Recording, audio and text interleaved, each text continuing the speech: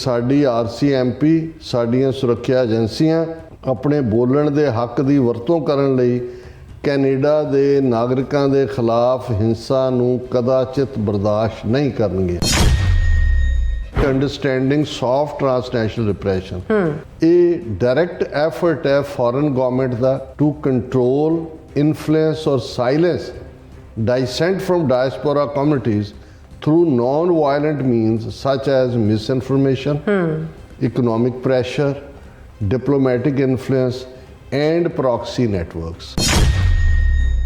Prime Minister Modi ਦੀ command ਦੀ Indian government ਜਿਹੜੀ vast network ਹੈ media outlets ਦਾ ਉਹ ਔਰ ਡਾਇਸਪੋਰਾ ਆਰਗੇਨਾਈਜੇਸ਼ਨਸ ਦਾ ਔਰ ਪੋਲੀਟੀਕਲ ਇਨਫਲੂਐਂਸਰਸ ਦਾ ਉਸ ਨੂੰ ਯੂਜ਼ ਕਰ ਰਹੀ ਹੈ for the narrative and undermine Sikh diaspora activism, especially regarding Khalistan. Social media proxy tool ਕਿਵੇਂ platforms such as Twitter, ਜਿਹਨੂੰ ਹੁਣ X ਕਹਿੰਦੇ ਨੇ, Facebook, YouTube are being manipulated by Modi aligned media. ਇਹ ਤਾਂ ਸਾਰੇ ਉਹਨਾਂ ਦੇ ਹੀ ਪਲੇਟਫਾਰਮ ਨੇ to spread misinformation, often labeling Sikh activists as enemies of Indian state.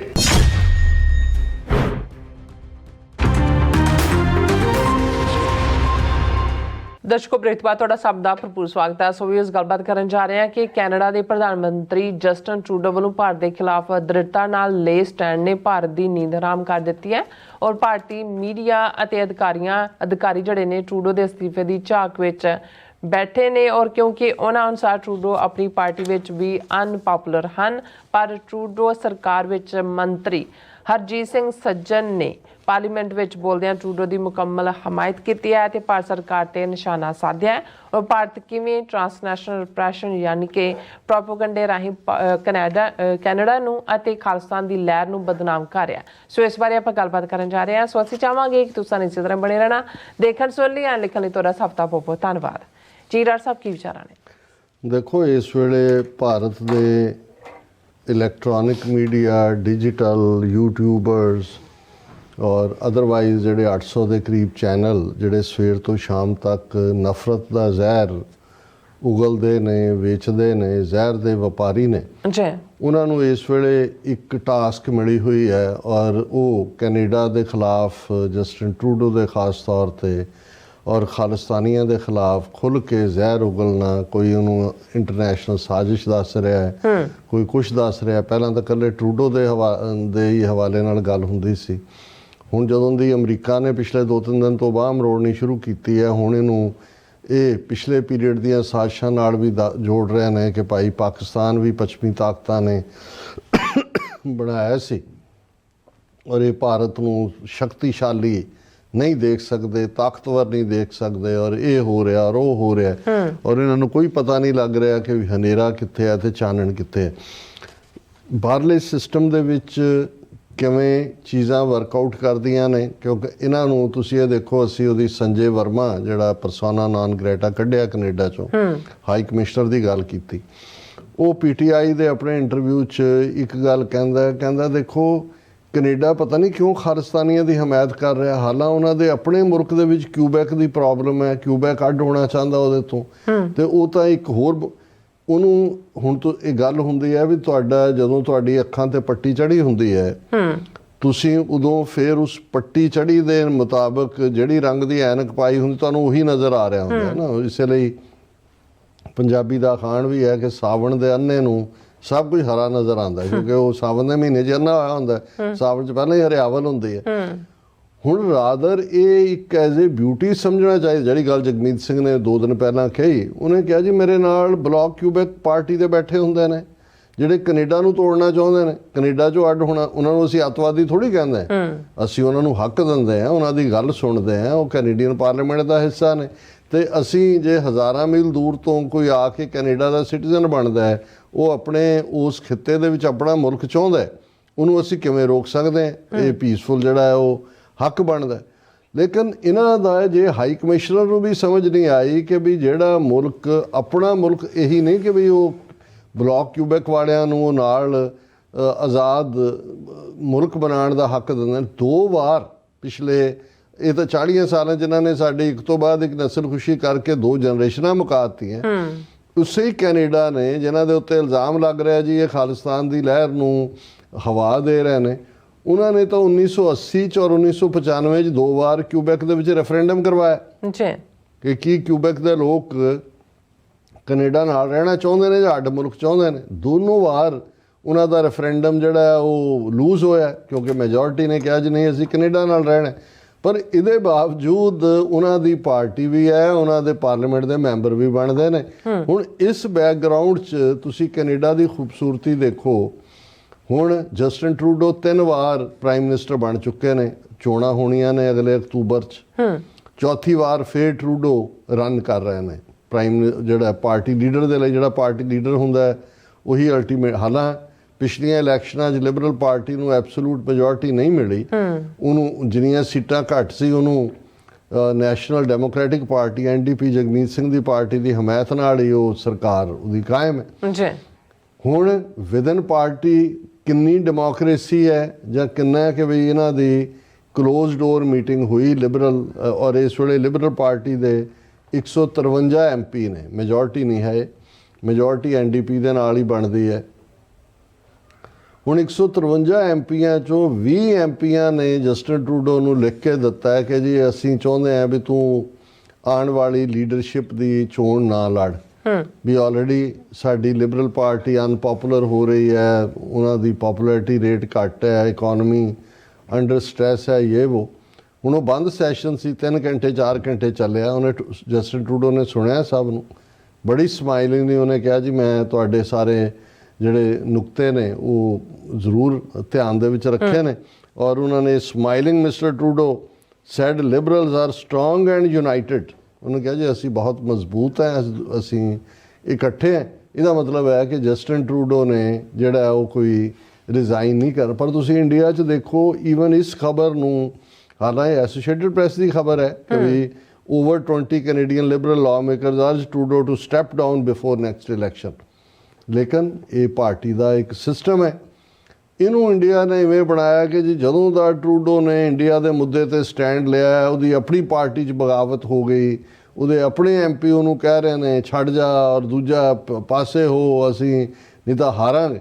ਹੁਣ ਇਸ ਦੇ ਉਲਟ ਅਸੀਂ ਜਦੋਂ ਦੇਖਦੇ ਹਾਂ ਕਿ ਕੈਨੇਡਾ 'ਚ ਪਾਰਲੀਮੈਂਟ ਦਾ ਸੈਸ਼ਨ ਵੀ ਚੱਲ ਰਿਹਾ ਔਰ ਪਿਛਲੇ ਦਿਨਾਂ 'ਚ ਹਰਜੀਤ ਸਿੰਘ ਸੱਜਣ ਜਿਹਨੂੰ ਜਦੋਂ ਪਹਿਲੀ ਕੈਬਨਿਟ ਜਸਟਿਨ ਟਰੂਡੋ ਨੇ ਬਣਾਈ ਉਹਦੇ 'ਚ ਡਿਫੈਂਸ ਮਿਨਿਸਟਰ ਹਰਜੀਤ ਸਿੰਘ ਸੱਜਣ ਬਣੇ ਸੀ। ਹੁਣ ਵੀ ਫੁੱਲ ਫਲੈਜ ਮਿਨਿਸਟਰ ਨੇ, ਡਿਫੈਂਸ ਮਿਨਿਸਟਰ ਤਾਂ ਨਹੀਂ ਨੇ। ਔਰ ਹਰਜੀਤ ਸਿੰਘ ਸੱਜਣ ਜਿਵੇਂ ਜਸਟਿਨ ਟਰੂਡੋ ਨੂੰ ਜਦੋਂ ਆਪਣੀ ਵਾਈਫ ਔਰ ਬੱਚਿਆਂ ਦੇ ਨਾਲ ਉਹ ਪੰਜਾਬ ਗਿਆ ਉਹਨੂੰ ਹਿਊਮਿਲੇਟ ਕੀਤਾ ਸੀ, ਹਰਜੀਤ ਸਿੰਘ ਸੱਜਣ ਨੂੰ ਵੀ ਇਵੇਂ ਹੀ ਉਸ ਵੇਲੇ ਦੇ ਮੁੱਖ ਮੰਤਰੀ ਕੈਪਟਨ ਅਮਰਿੰਦਰ ਨੇ, ਉਹਨਾਂ ਦੇ ਸਿਸਟਮ ਨੇ ਬਹੁਤ ਹਿਊਮਿਲੇਟ ਕੀਤਾ ਸੀ। ਔਰ ਹਰਜੀਤ ਸਿੰਘ ਸੱਜਣ ਜਿਹੜੇ ਨੇ ਉਹਨਾਂ ਨੇ ਕੈਨੇਡੀਅਨ ਪਾਰਲੀਮੈਂਟ ਦੇ ਵਿੱਚ ਖਲੋ ਕੇ ਟਰੂਡੋ ਦੇ ਹਮਾਇਤ ਦੇ ਵਿੱਚ ਬਹੁਤ ਮਜ਼ਬੂਤ ਸਟੈਂਡ ਲਿਆ। ਔਰ ਉਹਨਾਂ ਨੇ ਈਵਨ ਭਾਰਤ ਨੂੰ ਚੈਲੰਜ ਕੀਤਾ, ਭਾਰਤ ਦੇ ਉੱਤੇ ਸਿੱਧਾ ਨਿਸ਼ਾਨਾ ਸਾਧਿਆ। ਉਹਦੇ 'ਚ ਉਹਨਾਂ ਨੇ ਕਿਹਾ ਕਿ ਭਾਈ ਇਹ ਜਿਹੜਾ ਜੋ ਕੁਝ ਭਾਰਤ ਕੈਨੇਡਾ ਦੀ ਧਰਤੀ 'ਤੇ ਕਰ ਰਿਹਾ ਹੈ ਇਹ ਅਨਐਕਸੈਪਟੇਬਲ ਹੈ। ਉਹਨਾਂ ਨੇ ਕਿਹਾ ਕਿ 14 ਅਕਤੂਬਰ ਨੂੰ ਜਦੋਂ ਪ੍ਰਧਾਨ ਮੰਤਰੀ ਟਰੂਡੋ ਨੇ ਇਹ ਕਿਹਾ ਕਿ ਭਾਰਤ ਸਰਕਾਰ ਨੇ ਇਹ ਸੋਚ ਕੇ ਬੁਨਿਆਦੀ ਗਲਤੀ ਕੀਤੀ ਹੈ ਕਿ ਉਹ ਕੈਨੇਡਾ ਖਿਲਾਫ ਕੈਨੇਡਾ ਦੀ ਧਰਤੀ 'ਤੇ ਅਪਰਾਧਿਕ ਕਾਰਵਾਈਆਂ ਵਿੱਚ ਸ਼ਾਮਲ ਹੋ ਸਕਦਾ ਹੈ। ਉਹਨਾਂ ਨੇ ਪ੍ਰਾਈਮ ਮਿਨਿਸਟਰ ਟਰੂਡੋ ਨੂੰ ਕੋਟ ਕੀਤਾ। ਪਰ ਕੈਨੇਡਾ ਵਾਸੀ ਅਜਿਹਾ ਬਿਲਕੁਲ ਸਵੀਕਾਰ ਨਹੀਂ ਕਰਨਗੇ ਕਿਉਂਕਿ ਕੈਨੇਡਾ ਜਮਹੂਰੀਅਤ ਦਾ ਮਾਹੌਲ ਦੇਣ ਦਾ ਵਾਅਦਾ ਕਰਦਾ ਹੈ ਜਿੱਥੇ ਮੁੱਢਲੇ ਹੱਕਾਂ ਦੀ ਗਾਰੰਟੀ ਹੈ, ਜਿੱਥੇ ਆਜ਼ਾਦੀ ਹੈ, ਨਿਯਮ ਅਤੇ ਸੁਰੱਖਿਆ ਸਭ ਤੋਂ ਮਹੱਤਵਪੂਰਨ ਹਨ। ਇਹ ਉਹਨਾਂ ਨੇ ਟਰੂਡੋ ਨੂੰ ਕੋਟ ਕਰਕੇ ਉਹਨਾਂ ਨੇ ਡਿਫੈਂਡ ਕੀਤਾ। ਉਹਨਾਂ ਨੇ ਕਿਹਾ ਕਿ ਵੀ ਅਸੀਂ ਕਦਰਾਂ ਕੀਮਤਾਂ ਸਾਂਝੀਆਂ ਕਰਦੇ ਹਾਂ, ਅਸੀਂ ਇੱਕ ਦੂਜੇ ਤੋਂ ਸਿੱਖਦੇ ਹਾਂ, ਅਸੀਂ ਮਜ਼ਬੂਤ ਹੁੰਦੇ ਹਾਂ, ਅਸੀਂ ਇੱਕ ਦੂਜੇ ਦੇ ਨਜ਼ਰੀਏ ਨੂੰ ਭਾਵੇਂ ਚੁਣੌਤੀ ਕਿਉਂ ਨਾ ਦੇ ਰਹੇ ਹੋਈਏ ਫਿਰ ਵੀ ਅਸੀਂ ਅਮਨ ਨਾਲ ਵੱਖ-ਵੱਖ ਵਿਚਾਰਾਂ ਨੂੰ ਸਾਂਝੇ ਕਰਦੇ ਹਾਂ। ਇਸੇ ਲਈ ਬਹੁਤ ਸਾਰੇ ਲੋਕ ਕੈਨੇਡਾ ਨੂੰ ਆਪਣਾ ਘਰ ਆਖਦੇ ਨੇ, ਇਸੇ ਲਈ ਮੇਰਾ ਪਰਿਵਾਰ ਇੱਥੇ ਆਇਆ। ਉਹਨਾਂ ਨੇ ਕਿਹਾ ਜੀ ਇਹ ਜਿਹੜੀ ਡਾਈਸੈਂਸ਼ਨ ਹੈ, ਵਿਚਾਰ ਵੱਖਰੇ ਰੱਖਣਾ ਹੈ, ਕਿਸੇ ਨਾਲ ਸਹਿਮਤ ਨਾ, ਇਹੀ ਖੂਬਸੂਰਤੀ ਹੈ। ਉਹਨੇ ਕਿਹਾ ਵੀ ਮੇਰਾ ਟੱਬਰ ਵੀ ਅਰਦੀ ਹੈ, ਇਹ ਜਿਹੜੇ ਹਰਜੀਤ ਸਿੰਘ ਸੱਜਣ ਕਹਿ ਰਿਹਾ ਇੱਥੇ ਆਇਆ ਤੇ ਇਹ ਇਸੇ ਲਈ ਇਹ ਸਪਸ਼ਟ ਹੈ ਕਿ ਭਾਰਤ ਸਰਕਾਰ ਲਈ ਸੁਤੰਤਰਤਾ ਖਿਆਲੀ ਹੈ ਕਿ ਇੰਡੀਆ ਜੋ ਜਦੋਂ ਫਰੀडम ਦੀ ਗੱਲ ਕਰਦਾ ਉਹ ਖਿਆਲਾਂ 'ਚ ਹੀ ਹੈ, ਉਹਦਾ ਸਿਸਟਮ ਦੇ ਵਿੱਚ ਨਹੀਂ ਹੈ। ਨਿਯਮ ਆਧਾਰਿਤ ਵਿਵਸਥਾ ਇੱਕ ਅਨੋਖਾ ਸਿਧਾਂਤ ਹੈ। ਇਹ ਕੈਨੇਡਾ 'ਚ ਹੀ ਹੈ ਕਿ ਇਸ ਕਿਸਮ ਦੀ ਫਰੀडम ਹੋ ਸਕਦੀ ਹੈ। ਉਹ ਜਿਹੜਾ ਹੈ ਇਸ ਦੇ ਚਲਦਿਆਂ ਉਹਨਾਂ ਨੇ ਕਿਹਾ ਕਿ ਭਾਈ ਅਸੀਂ ਕੈਨੇਡਾ ਨੇ ਭਾਰਤ ਨੂੰ ਮਜ਼ਬੂਤ ਸੁਨੇਹਾ ਦਿੱਤਾ ਹੈ। ਉਹਨਾਂ ਨੇ ਕਿਹਾ ਕਿ ਕੈਨੇਡਾ ਨੇ ਭਾਰਤ ਨੂੰ ਕੂਟਨੀਤਕ ਸੁਨੇਹਾ ਦਿੱਤਾ ਸੀ ਕਿ ਭਾਰਤ ਸਰਕਾਰ ਦੇ 6 ਡਿਪਲੋਮੈਟ ਅਪਰਾਧਕ ਗਤੀਵਿਧੀਆਂ ਸ਼ਾਮਲ ਨੇ, ਇਸ ਲਈ ਉਹਨਾਂ ਨੂੰ ਦੇਸ਼ ਛੱਡਣ ਲਈ ਕਿਹਾ ਗਿਆ। ਫਿਰ ਉਹਨਾਂ ਨੇ ਕਿਹਾ ਕਿ ਭਾਈ ਇਹ ਟਰੂਡੋ ਨੇ ਇਹ ਵੀ ਕਿਹਾ ਸੀ ਕਿ RCMP ਤੇ ਨੈਸ਼ਨਲ ਸਿਕਿਉਰਿਟੀ ਏਜੰਸੀਜ਼ ਨੇ ਭਾਰਤੀ ਕਾਨੂੰਨੀ ਏਜੰਸੀਆਂ ਨਾਲ ਮਿਲ ਕੇ ਕੰਮ ਕਰਨ ਦੀਆਂ ਬਹੁਤ ਕੋਸ਼ਿਸ਼ਾਂ ਕੀਤੀਆਂ, ਪਰ ਭਾਰਤ ਨੇ ਸਹਿਯੋਗ ਨਹੀਂ ਦਿੱਤਾ। ਫਿਰ ਉਹਨਾਂ ਨੇ ਕਿਹਾ ਕਿ ਕੈਨੇਡਾ ਦੀ ਧਰਤੀ 'ਤੇ ਕਿਸੇ ਵੀ ਕਿਸਮ ਦੀ ਹਿੰਸਾ, ਭਾਵੇਂ ਕਤਲ ਹੋਏ, ਜਬਰਨ ਵਸੂਲੀ ਹੋਏ ਜਾਂ ਹੋਰ ਕੋਈ ਹਿੰਸਕ ਗਤੀਵਿਧੀ, ਇਹ ਅਨਐਕਸੈਪਟੇਬਲ ਹੈ। ਔਰ ਉਹਨਾਂ ਨੇ ਫਿਰ ਟਰੂਡੋ ਨੇ ਕਿਹਾ ਸੀ ਕਿ ਭਾਰਤ ਸਰਕਾਰ ਇਹ ਸਾਰੀ ਜਾਂਚ ਦੇ ਵਿੱਚ ਸਹਿਯੋਗ ਕਰੇ। ਔਰ ਹੁਣ ਇਹਨਾਂ ਦੋਨੋਂ ਹੀ ਜਿਹੜਾ ਵਿਊ ਪੁਆਇੰਟ ਨੇ ਉਸ ਦੇ ਉੱਤੇ ਕਿ ਭਾਈ ਕੀ ਹੈ, ਹਰਜੀਤ ਸਿੰਘ ਸੱਜਣ ਨੇ ਬੜੀ ਮਜ਼ਬੂਤੀ ਨਾਲ ਕਿਹਾ ਕਿ ਸਾਡੀ RCMP, ਸਾਡੀਆਂ ਸੁਰੱਖਿਆ ਏਜੰਸੀਆਂ ਆਪਣੇ ਬੋਲਣ ਦੇ ਹੱਕ ਦੀ ਵਰਤੋਂ ਕਰਨ ਲਈ ਕੈਨੇਡਾ ਦੇ ਨਾਗਰਿਕਾਂ ਦੇ ਖਿਲਾਫ ਹਿੰਸਾ ਨੂੰ ਕਦਾਚਿਤ ਬਰਦਾਸ਼ਤ ਨਹੀਂ ਕਰਨਗੇ।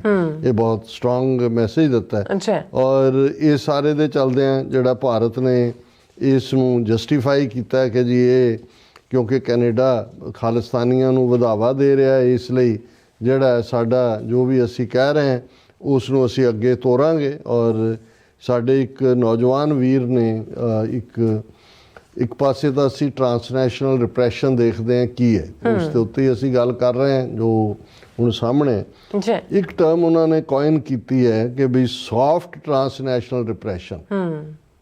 ਸੌਫਟ ਇਹ ਹੈ ਪ੍ਰੋਪੇਗੈਂਡਾ। ਬਿਲਕੁਲ। ਹੁਣ ਜਿਵੇਂ ਸੰਜੇ ਕੁਮਾਰ ਵਰਮਾ ਨੇ PTI ਨੂੰ ਆਪਣੇ ਇੰਟਰਵਿਊ 'ਚ ਖਾਲਿਸਤਾਨ ਦੀ ਮੂਵਮੈਂਟ ਨੂੰ ਪ੍ਰੋਸਟੀਟਿਊਸ਼ਨ ਨਾਲ, ਕ੍ਰਿਮੀਨਲ ਨਾਲ, ਹਿਊਮਨ ਟ੍ਰੈਫਿਕਿੰਗ ਨਾਲ, ਆਲ ਇਲੀਗਲ ਐਕਟੀਵਿਟੀ, ਨੈਫੇਰੀਅਸ, ਉਹਨਾਂ ਸਾਰਿਆਂ ਦੇ ਨਾਲ ਜੋੜਿਆ। ਇਹ ਹਾਈ ਕਮਿਸ਼ਨਰ ਬੋਲ ਰਿਹਾ। ਔਰ ਕਿਸੇ ਇੱਕ ਉਹ ਮੂਵਮੈਂਟ ਜਿਸ ਦੇ ਵਿੱਚ 1.5 ਲੱਖ ਤੋਂ ਜ਼ਿਆਦਾ ਨੌਜਵਾਨ ਉਹਨਾਂ ਦੀਆਂ ਏਜੰਸੀਆਂ ਨੇ, ਉਹਨਾਂ ਦੇ ਸਿਸਟਮ ਨੇ ਮਾਰੇ ਹੋਣ। ਬਾਹਰਲੇ ਮੁਲਕਾਂ ਜਿਹੜੇ ਪੀਸਫੁਲੀ ਗੱਲ ਕਰ ਰਹੇ ਨੇ, ਕੈਨੇਡਾ 'ਚ ਕੋਈ ਕਿਸੇ ਖਾਲਿਸਤਾਨੀ ਦੀ ਕਦੇ ਕਨਵਿਕਸ਼ਨ ਵਾਇਲੈਂਟ ਕ੍ਰਾਈਮ 'ਚ ਨਹੀਂ ਹੋਈ। ਏਅਰ ਇੰਡੀਆ ਦਾ ਹਾਦਸਾ ਵੀ ਇਹਨਾਂ ਦਾ ਆਪਣਾ ਸੀ। ਇਹੀ ਕਾਰਨ ਹੈ ਜਿਹੜੇ ਐਜ਼ ਏ ਪ੍ਰੋਕਸੀ ਇਸਤੇਮਾਲ ਕੀਤੇ ਗਏ ਉਹਨਾਂ ਨੂੰ ਕੈਨੇਡੀਅਨ ਕੋਰਟਸ ਨੇ ਐਕਵਿਟ ਕੀਤਾ। ਵੱਖਰੀ ਕਹਾਣੀ ਹੈ ਕਿ ਰਿਪਦਮਨ ਸਿੰਘ ਮਲਕ ਦਾ ਮਰਡਰ ਇਹਨਾਂ ਨੇ ਇੱਥੇ ਕੀਤਾ। ਤਲਵਿੰਦਰ ਸਿੰਘ ਪਰਮਾਰ ਜਿਹਨੂੰ ਫਗਵਾੜੇ ਦੇ ਨੇੜਿਓਂ ਗ੍ਰਿਫਤਾਰ ਕੀਤਾ ਗਿਆ ਸੀ, ਉਸ ਦਾ ਮਰਡਰ ਕੀਤਾ ਗਿਆ, ਹਾਲਾਂਕਿ ਕੈਨੇਡੀਅਨ ਸਿਟੀਜ਼ਨ ਸੀ। ਔਰ ਇਸ ਸਭ ਦੇ ਬਾਵਜੂਦ ਇਹ ਕੀ ਹੈ ਸੌਫਟ ਟਰਾਂਸਨੈਸ਼ਨਲ ਰਿਪਰੈਸ਼ਨ, ਇਹਦੇ 'ਤੇ ਬਰੀਫ ਜਿਹੀ ਉਹਨਾਂ ਦੀ ਲਿਖਤ ਹੈ, ਮੈਂ ਸਾਂਝੀ ਕਰਨੀ ਜ਼ਰੂਰੀ ਸਮਝਦਾ ਤਾਂ ਕਿ ਸਾਨੂੰ ਸਮਝ ਆਏ ਕਿ ਵੀ ਅਸੀਂ ਇਕੱਲਾ ਮਾਰ ਮਰਾਈਏ ਵਾਲੇ ਤੋਂ ਹੀ ਬਚਣ ਦਾ ਪ੍ਰਬੰਧ ਨਹੀਂ ਕਰਨਾ, ਜਾਂ ਅਸੀਂ ਇਹਨਾਂ ਏਜੰਸੀਆਂ ਦੀ ਜਿਹੜੀ ਹੈ ਉਹ ਸਿਕਿਉਰਿਟੀ ਜਾਂ ਉਹਨਾਂ ਏਜੰਸੀਆਂ ਦੀ ਛਤਰ ਛਾਇਆ ਥੱਲੇ ਉਸ ਤੋਂ ਆਪਣਾ ਜਿਹੜਾ ਆਪਣੀ ਸੇਫਟੀ ਤੱਕ ਹੀ ਮਹਿਦੂਦ ਨਾ ਰਹੀਏ। ਇਹ ਜਿਹੜਾ ਸੌਫਟ ਟਰਾਂਸਨੈਸ਼ਨਲ ਰਿਪਰੈਸ਼ਨ ਹੈ ਉਹਦੇ ਤੇ ਉਹਨਾਂ ਨੇ ਕਿਹਾ ਵੀ understanding soft transnational repression. Definition ਕੀ ਹੈ? ਉਹਨਾਂ ਨੇ ਕਿਹਾ ਇਹ ਜਿਹੜਾ ਟਰਾਂਸਨੈਸ਼ਨਲ ਰਿਪਰੈਸ਼ਨ ਹੈ ਇਹ ਡਾਇਰੈਕਟ ਐਫਰਟ ਹੈ ਫੋਰਨ ਗਵਰਨਮੈਂਟ ਦਾ ਟੂ ਕੰਟਰੋਲ, ਇਨਫਲੂਐਂਸ ਔਰ silence dissent from diaspora communities through non-violent means such as misinformation, economic pressure, diplomatic influence and proxy networks. ਤੁਹਾਡੀ ਆਵਾਜ਼ ਨੂੰ ਬੰਦ ਕਰਨਾ, ਤੁਸੀਂ ਡਾਈਸੈਂਟ ਕਰ ਰਹੇ ਹੋ, ਤੁਹਾਡੀ ਆਵਾਜ਼ ਨੂੰ ਚੁੱਪ ਕਰਾਉਣਾ। ਹੁਣ ਇਸ ਦੇ ਕੀ ਐਕਟਰ ਕੀ ਨੇ? ਜ਼ਾਹਰ ਹੈ ਪ੍ਰਾਈਮ ਮਿਨਿਸਟਰ ਮੋਦੀ ਦੀ ਕਮਾਂਡ ਦੀ ਇੰਡੀਅਨ ਗਵਰਨਮੈਂਟ ਜਿਹੜੀ ਵਾਸਟ ਨੈਟਵਰਕ ਹੈ ਮੀਡੀਆ ਆਊਟਲੈਟਸ ਦਾ ਔਰ ਡਾਇਸਪੋਰਾ ਆਰਗੇਨਾਈਜੇਸ਼ਨਸ ਦਾ ਔਰ ਪੋਲੀਟੀਕਲ ਇਨਫਲੂਐਂਸਰਸ ਦਾ, ਉਸ ਨੂੰ ਯੂਜ਼ ਕਰ ਰਹੀ ਹੈ for the narrative and undermine Sikh diaspora activism especially regarding Khalistan. ਕਿ ਉਹਨੂੰ ਕਿਵੇਂ ਇੱਥੇ ਉਹ ਹਿੰਦੂ ਫਾਊਂਡੇਸ਼ਨ ਹੋਏ, ਉਹ ਹਿੰਦੂ ਕਾਕਸ ਦੇ ਨਾਂ ਥੱਲੇ ਥਾਣੇਦਾਰ ਨਾਂ ਦੇ ਕਾਂਗਰਸਮੈਨ ਨੂੰ ਐਕਟਿਵ ਕੀਤਾ ਹੋਏ, ਉਹ ਪ੍ਰੋਪਰ ਜਿਹੜਾ ਉਹ 15 ਅਗਸਤ 26 ਜਨਵਰੀ ਦੇ ਨਾਂ ਥੱਲੇ ਇੱਥੇ ਪੈਰੇਡਸ ਕੱਢਣ ਦਾ ਰੁਝਾਨ ਹੋਏ ਨਿਊਯਾਰਕ, ਜਿਹਦੇ 'ਚ ਮਹੰਤ ਕਿਸਮ ਦੇ ਲੋਕਾਂ ਨੂੰ ਉਹਨਾਂ ਨੇ ਸਿੱਖਾਂ 'ਚੋਂ ਪੱਟਿਆ ਹੋਇਆ। ਫਿਰ ਉਹਨਾਂ ਨੇ ਕਿਹਾ ਵੀ ਮੋਦੀ ਅਲਾਈਨਡ ਮੀਡੀਆ ਜਿਹੜਾ ਇਹ ਕੀ ਇੰਸਟਰੂਮੈਂਟ ਹੈ ਸੌਫਟ ਟਰਾਂਸਨੈਸ਼ਨਲ ਰਿਪਰੈਸ਼ਨ 'ਚ। ਮੇਜਰ ਮੀਡੀਆ ਆਊਟਲੈਟਸ ਜਿਹੜੇ ਅਲਾਈਨਡ ਨੇ ਮੋਦੀ ਦੀ ਬੀਜੇਪੀ ਨਾਲ, ਜਿਹਦੇ 'ਚ Zee News, Republic TV, India Today, play a critical role in amplifying disinformation about Sikh activists, especially those advocating for Khalistan. These outlets often portray Sikhs in the diaspora as terrorists or extremists. ये सारे network, ये terminology यही, high commissioner भी यही terminology, दहशतगर्द, criminal, फलाना इस्तेमाल कर रहे हैं। उन्होंने कहा भी ये ਜਿਹੜੀਆਂ ਮੀਡੀਆ ਐਂਟੀਟੀਜ਼ ਨੇ ਇਹਨਾਂ ਦੀ ਬਹੁਤ ਜ਼ਿਆਦਾ ਇੰਟਰਨੈਸ਼ਨਲ ਰੀਚ ਹੈ। ਇਹ ਵੈਸਟਰਨ ਮੀਡੀਆ ਆਊਟਲੈਟਸ ਦੇ ਨਾਲ ਵੀ, ਹੁਣ ਰਾਇਟਰ ਦੇ ਨਾਲ ਜੇ ANI ਨੇ ਕੋਲੈਬੋਰੇਟ ਕੀਤਾ ਹੋਇਆ, ਉਹੀ ਖਬਰਾਂ ਇੰਟਰਨੈਸ਼ਨਲ ਮੀਡੀਆ 'ਚ ਵੀ ਚੱਲਦੀਆਂ ਨੇ। ਜਿਵੇਂ ਜ਼ੀ ਨਿਊਜ਼ ਐਂਡ ਇੰਡੀਆ ਟੁਡੇ, ਇਹਨਾਂ ਦੇ ਮਿਲੀਅਨ ਆਫ ਆਪਣੇ ਫਾਲੋਅਰ ਨੇ, ਤੇ ਜਦੋਂ ਇਹ ਬਾਹਰਲਿਆਂ ਦੇ ਨਾਲ ਵੀ ਉਹਨਾਂ ਨੇ ਕੋਲੈਬੋਰੇਟ ਕੀਤਾ ਹੋਇਆ ਤੇ ਮਲਟੀਪਲਾਈ ਹੋ ਜਾਂਦੇ ਨੇ ਜਿਹਨਾਂ ਤੱਕ ਗੱਲ ਪਹੁੰਚਦੀ ਹੈ। ਫਿਰ ਨੰਬਰ 2 ਤੇ ਇਹਨਾਂ ਨੇ ਕਿਹਾ ਕਿ ਡਿਸਇਨਫੋਰਮੇਸ਼ਨ ਕੈਂਪੇਨਸ ਟਾਰਗੇਟਿੰਗ ਸਿੱਖ ਲੀਡਰਸ। ਇੰਡੀਅਨ ਮੀਡੀਆ ਤੋਂ ਉਹਨਾਂ ਦੇ ਇਨਫਲੂਐਂਸਰ ਜਿਹੜੇ ਨੇ ਉਹ ਸਿੱਖ ਡਾਇਸਪੋਰਾ ਦੇ ਲੀਡਰਾਂ ਨੂੰ ਲਗਾਤਾਰਤਾ ਦੇ ਨਾਲ ਟਾਰਗੇਟ ਕਰ ਰਹੇ ਨੇ। ਜਿਵੇਂ ਉਹਨਾਂ ਨੇ ਹਰਦੀਪ ਸਿੰਘ ਨਿੱਜਰ ਨੂੰ ਵੈਰੀਫਾਈ ਕੀਤਾ, ਟੈਰਰਿਸਟ ਬਣਾਇਆ, ਔਰ ਉਸ ਦਾ ਜਿਹੜਾ ਲੈਜੀਟੀਮੇਟ ਐਕਟਿਵਿਜ਼ਮ ਸੀ ਖਾਲਿਸਤਾਨ ਰੈਫਰੈਂਡਮ ਦਾ ਕੈਨੇਡਾ ਅਮਰੀਕਾ 'ਚ, ਉਸ ਨੂੰ ਗੰਦਲਾ ਕੀਤਾ। ਫਿਰ ਜਿਹੜੀ ਉਹਨਾਂ ਦੇ ਕਮੈਂਟੇਟਰ ਬੈਠੇ ਹੋਏ ਨੇ, ਉਹਨਾਂ ਨੇ ਨਿੱਜਰ ਨੂੰ ਇੰਟਰਨੈਸ਼ਨਲ ਕੰਸਪੀਰੇਸੀ ਨਾਲ ਜੋੜਤਾ ਔਰ ਇਸ ਨੂੰ ਇੰਟਰਨੈਸ਼ਨਲ ਟੈਰਰਿਜ਼ਮ ਨਾਲ ਜੋੜ ਦਿੱਤਾ। ਫਿਰ ਸੋਸ਼ਲ ਮੀਡੀਆ ਨੂੰ ਐਜ਼ ਏ ਪ੍ਰੋਕਸੀ ਟੂਲ, ਇਹ ਹੈ ਜਿਹਨੂੰ ਅਸੀਂ ਗੱਲ ਕਰ ਰਹੇ ਹਾਂ ਸੌਫਟ ਟਰਾਂਸਨੈਸ਼ਨਲ ਰਿਪਰੈਸ਼ਨ ਕੀ ਹੈ। ਸੋਸ਼ਲ ਮੀਡੀਆ ਪ੍ਰੋਕਸੀ ਟੂਲ ਕਿਵੇਂ ਹੈ? ਪਲੇਟਫਾਰਮ ਸੱਚ ਐਜ਼ ਟਵਿੱਟਰ, ਜਿਹਨੂੰ ਹੁਣ ਐਕਸ ਕਹਿੰਦੇ ਨੇ, Facebook, YouTube are being manipulated by Modi aligned media, ਇਹ ਤਾਂ ਸਾਰੇ ਉਹਨਾਂ ਦੇ ਹੀ ਪਲੇਟਫਾਰਮ ਨੇ, to spread misinformation, often labeling Sikh activists as enemies of Indian state. ਸਿੱਖਾਂ ਨੂੰ ਉਹ ਇਵੇਂ ਪ੍ਰੈਜ਼ੈਂਟ ਕਰਦੇ ਨੇ। ਇਹ ਜਿਹੜੇ ਨੈਰੇਟਿਵ ਨੇ ਇਹ ਬਹੁਤ ਸਾਰੀ ਜਿਹੜੀ ਵਲਨਰੇਬਲ ਆਡੀਅੰਸ ਹੈ ਉਹਨਾਂ ਤੱਕ ਪਹੁੰਚਦੇ ਨੇ, ਇੰਡੀਆ 'ਚ ਵੀ ਔਰ ਡਾਇਸਪੋਰਾ 'ਚ ਵੀ।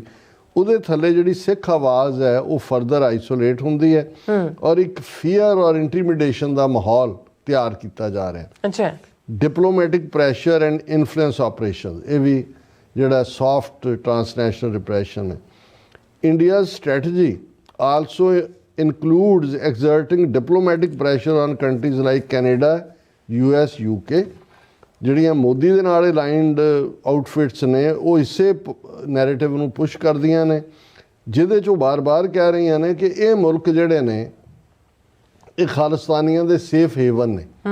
ਇਹਨੂੰ ਇਹ ਕੰਟਰੀਆਂ ਜਿਹੜੀਆਂ ਨੇ ਉਹ ਹਾਰਬਰ ਕਰ ਰਹੀਆਂ, ਇਹਨਾਂ ਨੂੰ ਅਸਾਈਲਮ ਦਿੱਤੀ ਹੋਈ ਹੈ ਔਰ ਇੱਥੋਂ ਅੱਤਵਾਦ ਔਰ ਦਹਿਸ਼ਤਗਰਦੀ ਫੈਲਾਈ ਜਾ ਰਹੀ ਹੈ। ਔਰ ਇਸ ਦੇ ਥੱਲੇ ਉਹ ਇਹ ਕਹਿੰਦੇ ਨੇ ਕਿ ਵੀ ਇਹ ਜਿਹੜੀਆਂ, ਇਸ ਦਾ ਮਤਲਬ ਇਹ ਹੋਏਗਾ ਕਿ ਜਦੋਂ ਸਿੱਖ ਆਪਣੀਆਂ ਗ੍ਰੀਵੈਂਸਿਸ ਕਹਿਣਗੇ, ਉਹਨੂੰ ਕਹਿਣਗੇ ਇਹ ਤਾਂ ਖਾਲਿਸਤਾਨੀ ਡੇਂਜਰਸ ਟੈਰਰਿਸਟ ਨੇ ਜਿਨ੍ਹਾਂ ਨੂੰ ਇੱਥੇ ਹਾਰਬਰ ਕੀਤਾ ਹੋਇਆ। ਔਰ ਪ੍ਰੋਕਸੀਜ਼ ਜਿਹੜੀਆਂ ਇੰਡੀਅਨ ਡਾਇਸਪੋਰਾ 'ਚ ਉਹਨਾਂ ਨੇ ਰੱਖੀਆਂ ਹੋਈਆਂ ਨੇ ਉਹ ਫਰਦਰ ਸਿੱਖ ਵੌਇਸ ਨੂੰ ਇੰਪੈਕਟ ਕਰਦੀਆਂ ਨੇ, ਪ੍ਰੋ ਇੰਡੀਆ ਨੈਰੇਟਿਵ ਪੁਸ਼ ਕਰਦੀਆਂ ਨੇ ਔਰ ਸਿੱਖ ਕੰਸਰਨ ਜਾਂ ਜਸਟਿਸ ਜਾਂ ਹਿਊਮਨ ਰਾਈਟਸ ਉਹ ਇਸ ਸਾਰੇ ਨੈਰੇਟਿਵ 'ਚੋਂ ਗਾਇਬ ਹੋ ਜਾਂਦੇ ਨੇ। The threat of soft transnational repression to global freedom movements, ਉਹਨਾਂ ਦਾ ਕੀ ਖਤਰਾ ਹੈ? By employing media proxies and influencers, India is shaping international opinion, making it harder for Sikh activists to raise awareness about issues like the 1984 Sikh genocide and the broader Khalistan movement। ਤੇ ਉਹਨਾਂ ਨੇ ਆਪਣਾ ਝੂਠਾ narrative ਇੰਨਾ ਕੁ ਐਂਪਲੀਫਾਈ ਕਰਕੇ throw ਕੀਤਾ। Ultimately congressman ਹੋਣ, ਸੈਨੇਟਰ ਹੋਣ, ਉਹਨਾਂ ਤੱਕ ਇਨਫੋਰਮੇਸ਼ਨ ਜਦੋਂ ਤੁਸੀਂ ਜਾਂਦੇ ਹੋ ਤੁਹਾਡੇ ਵੱਲ ਹੋਰ ਹੀ ਅੱਖਾਂ ਤਰ੍ਹਾਂ ਦੇਖਦੇ ਨੇ ਵੀ ਐਜ਼ ਇਫ ਕੋਈ ਦਹਿਸ਼ਤਗਰਦ ਆ ਗਏ, ਕਿਉਂਕਿ ਉਹਨਾਂ ਨੇ ਉਹਨਾਂ ਦਾ ਆਲਰੇਡੀ ਓਪੀਨੀਅਨ ਇਸ ਨੈਰੇਟਿਵ ਦੇ ਨਾਲ ਬਣਾਇਆ ਹੋਇਆ। The systematic portrayal of Sikh activism as extremism damages the reputation of peaceful movements and erodes international support for genuine causes of freedom and self-determination। ਜਦੋਂ ਉਹਨਾਂ ਦਾ ਨੈਰੇਟਿਵ ਵਿਕਣ ਲੱਗ ਗਿਆ, ਤੁਹਾਡਾ ਜੈਨੂਇਨ ਕਾਜ਼ ਹੈ ਫਰੀडम ਦਾ ਔਰ ਸੈਲਫ ਡਿਟਰਮੀਨੇਸ਼ਨ ਦਾ, ਉਹ ਬੈਕ ਬਰਨਰ ਤੇ ਪੁਸ਼ ਹੋ ਗਿਆ। ਫਿਰ ਇਨ ਦਾ ਕਲੋਜ਼ਿੰਗ 'ਚ ਕਿਹਾ ਗਿਆ ਕਿ ਭਾਈ ਜਿਹੜਾ ਸਿੱਖ ਅਮਰੀਕਨ ਮੀਡੀਆ ਹੈ ਉਹਨੂੰ ਇਹ ਸਾਰੇ ਨੈਰੇਟਿਵ ਜਿਹੜੇ ਇੰਡੀਅਨ ਸਟੇਟ ਦੇ ਨੇ ਉਹਨੂੰ ਕਾਊਂਟਰ ਕਰਨਾ ਹੋਏਗਾ। ਸਿੱਖ ਐਕਟਿਵਿਜ਼ਮ ਦੀ ਨੇਚਰ ਕੀ ਹੈ, ਹਿਊਮਨ ਰਾਈਟਸ ਦੇ ਉੱਤੇ ਫੋਕਸ, ਜਸਟਿਸ, ਇਕੁਐਲਿਟੀ। TV 84 ਪਿਛਲੇ 12 ਸਾਲਾਂ ਤੋਂ ਇਹੀ ਕੁਛ ਕਰਨ ਦੀ ਕੋਸ਼ਿਸ਼। ਜਦੋਂ ਅਸੀਂ ਆਪਣਿਆਂ ਨੂੰ ਕਹਿੰਦੇ ਹਾਂ ਕਿ ਭਾਈ ਠੀਕ ਹੈ, ਅਸੀਂ ਸ਼ਾਇਦ ਕੋਈ ਇਹ ਤਾਂ ਨਹੀਂ ਹੈ ਵੀ ਹਿਮਾਲਿਆ ਪਹਾੜ ਨੂੰ ਚੁੱਕ ਕੇ ਤੁਹਾਡੇ ਪੈਰਾਂ 'ਚ ਰੱਖ ਦਿੱਤਾ ਹੋਏ, ਪਰ ਘੱਟੋ ਘੱਟ ਅਸੀਂ ਇੱਕ ਆਵਾਜ਼ ਜ਼ਰੂਰ ਬਣੇ ਹੈ। ਔਰ ਅੱਜ ਜਦੋਂ ਅਸੀਂ ਇਹ ਸੌਫਟ ਟਰਾਂਸਨੈਸ਼ਨਲ ਰਿਪਰੈਸ਼ਨ ਦੇਖਦੇ ਹਾਂ ਤੇ ਇਹਦਾ ਕਿੰਨਾ ਕੁ ਜਵਾਬ ਹੈ ਸਿੱਖ ਪਰਸਪੈਕਟਿਵ ਤੋਂ, ਕਿੰਨੇ ਕੁ ਸਾਡੇ ਕੋਲ ਜਿਹੜੇ ਨੇ ਉਹ ਆਊਟਲੈਟ ਬਚੇ ਨੇ। ਔਰ ਉਹਦੇ 'ਚ ਉਹਨਾਂ ਨੇ ਇਹ ਕਿਹਾ ਕਿ ਵੀ ਇਹ ਜਿਹੜੇ ਸਾਡੇ ਪਲੇਟਫਾਰਮ ਨੇ ਉਹਨਾਂ ਨੂੰ ਜੋ ਸਿੱਖ ਕੌਮ ਦੇ ਉੱਤੇ ਰਿਪਰੈਸ਼ਨ ਹੋ ਰਹੀ ਹੈ ਉਸ ਨੂੰ ਹਾਈਲਾਈਟ ਕਰਨਾ ਚਾਹੀਦਾ ਹੈ, ਇਕੱਲਾ ਫਿਜ਼ੀਕਲ ਵਾਇਲੈਂਸ ਤੱਕ ਨਹੀਂ, ਪਰ ਜਿਹੜੇ ਇਹ ਡਿਸਟੋਰਟ ਪਬਲਿਕ ਓਪੀਨੀਅਨ ਕੋਸ਼ਿਸ਼ ਕਰਨ ਦੀ ਲਾਈਨ ਹੈ ਔਰ ਮੀਡੀਆ ਰਾਹੀਂ ਜਿਹੜੀ ਜੈਨੂਇਨ ਆਵਾਜ਼ ਹੈ ਉਹਨੂੰ ਬੰਦ ਕਰਨ ਦੀ ਲਾਈਨ ਹੈ, ਇਸ ਦੇ ਉੱਤੇ ਸਾਨੂੰ ਕੰਮ ਕਰਨ ਦੀ ਲੋੜ ਹੈ। ਔਰ ਉਹਨਾਂ ਨੇ ਜਿਹੜੀ ਕਾਲ ਟੂ ਐਕਸ਼ਨ ਇਹੀ ਹੈ, encourage the Sikh diaspora to unite against soft transnational repression by promoting accurate information and refuting false narratives. ਉਹਨੂੰ refute ਕਰਨਾ। Sikh American media must serve as a voice of truth and transparency, standing firm against foreign interference and ensuring that Sikh cause remains at the forefront of global human rights discussions. So ਅਸੀਂ ਇਸ ਸਿੱਖ ਨੌਜਵਾਨ ਦਾ ਵੀ ਸ਼ੁਕਰੀਆ ਅਦਾ ਕਰਦੇ ਹਾਂ ਜਿਹੜੇ angle ਤੋਂ ਅਸੀਂ ਨਹੀਂ ਸੋਚ ਸਕਦੇ, ਯੰਗਰ ਜਨਰੇਸ਼ਨ ਸੋਚ ਰਹੀ ਹੈ। ਔਰ ਇਹ ਇੱਕ ਪਾਸੇ ਟਰਾਂਸਨੈਸ਼ਨਲ ਰਿਪਰੈਸ਼ਨ ਟਰਮ ਤਾਂ ਹੁਣ ਕਾਮਨ ਹੈ, ਇਹਨੂੰ ਵੀ ਯਾਦ ਰੱਖੀਏ ਕਿ ਇਹ ਜਿਹੜਾ ਮੀਡੀਆ ਨੈਰੇਟਿਵ ਹੈ, ਸੋਸ਼ਲ ਮੀਡੀਆ ਨੈਰੇਟਿਵ ਹੈ, ਇੰਡੀਆ ਦੇ ਬਾਕੀ ਡਿਪਲੋਮੈਟਿਕ ਚੈਨਲਸ ਰਾਹੀਂ ਜੋ ਕੁਛ ਇਹ ਬਕੜਵਾਦ ਕਰ ਰਹੇ ਨੇ, ਇਹ ਵੀ ਸੌਫਟ ਟਰਾਂਸਨੈਸ਼ਨਲ ਰਿਪਰੈਸ਼ਨ ਸਟ੍ਰੈਟਜੀ ਦਾ ਹਿੱਸਾ ਹੀ ਹੈ। ਜੀ ਰਾਸਾ ਬਿਲਕੁਲ। ਸੋ ਇੱਥੇ ਲੈਣਾ ਬ੍ਰੇਕ। ਵਿਊਅਰਸ ਤੁਸੀਂ ਇਸੇ ਤਰ੍ਹਾਂ ਬਣੇ ਰਹਿਣਾ, ਮਿਲਦੇ ਹਾਂ ਛੋਟੇ ਜਿਹੇ ਵਕਫੇ ਤੋਂ ਬਾਅਦ।